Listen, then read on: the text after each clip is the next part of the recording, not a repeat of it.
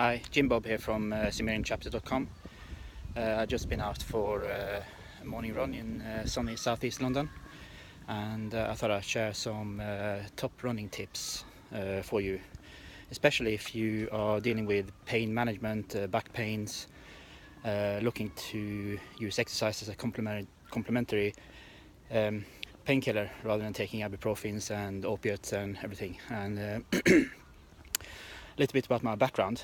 In terms of injuries, I had 2 back surgeries from doing exercise pretty much my whole life, and just wear and tear. Suddenly the back can't handle it and it breaks and you need to have surgeries. And following on from that, you're kind of bound to eating really strong painkillers for a significant time, and that's what I did. And one day I said, okay, I can't handle this anymore, I need to stop. So I just stopped and thought, okay, what am I going to do now? I got pain every day, and I need to do exercise to get fit again and strong again. So running has never really been my main game. I have about 23 years of taekwondo behind me, and I was training on elite level, and I got about 15 years of being a taekwondo coach on elite level as well. And in terms of education and experience, why should you listen to me in terms of running if running is not my main game? Well, I've been interested in studying physiology since I was about 12 years old, and I did a degree in biomedical science, and I did a master's in sports and exercise physiology. And as I said, I've been a coach for a long time in different kind of sports: volleyball, handball, basketball, football, you name it, and obviously taekwondo then. And so running is kind of part of just being an athlete, if you like. So that's where my experience is coming from. So combining that with my educational background in physiology, having some practical and education in osteopathy, I did some research, and now I can use running as pain management. But it takes some adjustments, and that's what I'm going to show you now. Talk a little bit about running shoes, running strides, pace, and so on. Okay, a little bit about running shoes and running stride, or running form if you like. I'm using Asics. For me it's the best shoe for my type of running, my fit. Some other shoes, brands, Adidas, Nike and everything, they all make great running shoes, but Asics is my choice. Right, I used to run using a heel strike, and a heel strike is basically when you're putting in your heel first, the heel touches the ground, and then you roll over, and then you're pushing off with your toes for the next stride. Okay, what happens then is that when the heel strikes the ground, it sends a shock up in your leg towards your knee, and that obviously is going to go up all the way up to your back, and it's going to affect your back. So for me, if I run with a heel strike, I can run for about 20 minutes, and then I can't walk for 2 days. So I had to change my running stride, and unfortunately, in terms of how I planned my research, I bought a shoe before I started to practice a different running form.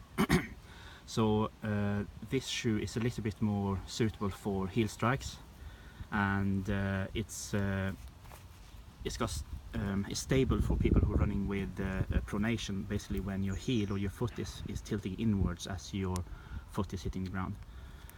And so this shoe is then stabilizing that. But when I decided to change my running form, I was starting to practice mid-foot strike, and it's basically where your foot is hitting the ground at the mid-foot there, not flat on the ground, but about there, and then you're pushing off. And what happens then is that your pronation is being minimized, and the shock wave going up the leg up to your back is also being minimized. So this shoe is working for that. It's working quite well actually. I don't have back pain when I'm running. But it's time for me to buy a new shoe that is more suitable for my running form now.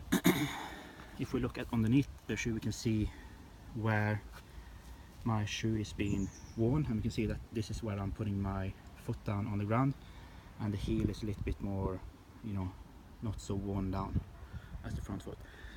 And in terms of checking your shoe, if you need to, but if it's time to buy a new one, I say if you run a couple of times a week and you run about 3 to 5k each time, your shoe should probably last for about 2 or 3 years, but it depends on the flexibility of the shoe, and you need to check that. Also, if you start to get wrinkles down your shoe, it means that you need to buy a new shoe or update your shoe. Okay, how do you adjust to your forefoot strike then? In my experience, that is the best running form for dealing with back pains. So to do that, when you start running, when your foot strikes the ground, it should not be in front of your knee. So you're running, and as the foot is hitting the ground, your knee should not be behind your foot. It should be pretty much in parallel.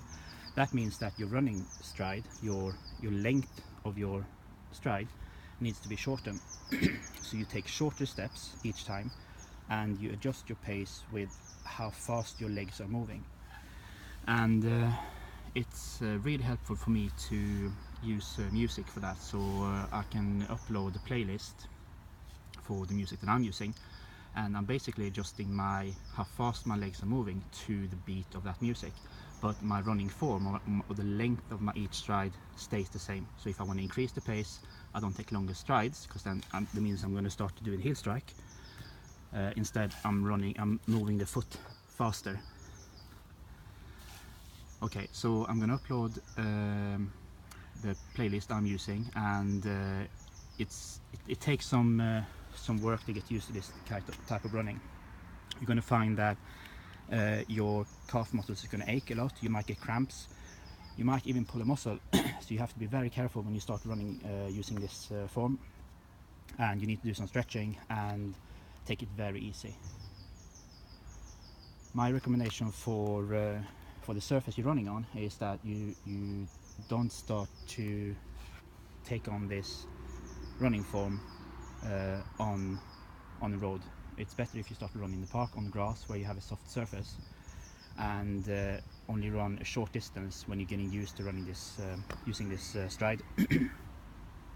So 20 minutes or something like that. In terms of stretching then, it's really important if you have back pain that you stretch your hamstrings, your back of your legs, and stretching your calf muscles. I'm going to upload a video on the exercises I'm doing to keep my legs flexible for this type of running. Okay, I'm hoping that's useful for you, and take it easy when you start changing your running form if that's what you're planning to do. Go to Runner's Needs, Running Lab or something like that to try out your running stride, and tell the person you're going to buy the shoe from how you intend to start running, the running form you intend to use, and they will advise you on a shoe. And I highly recommend that you do that. Don't just go to a sports shop and buy the shoes by yourself. Get some advice on how you what type of shoe that you need, and pay the price for that shoe. It's well worth it. Okay, I hope that's useful. Take care, stay free.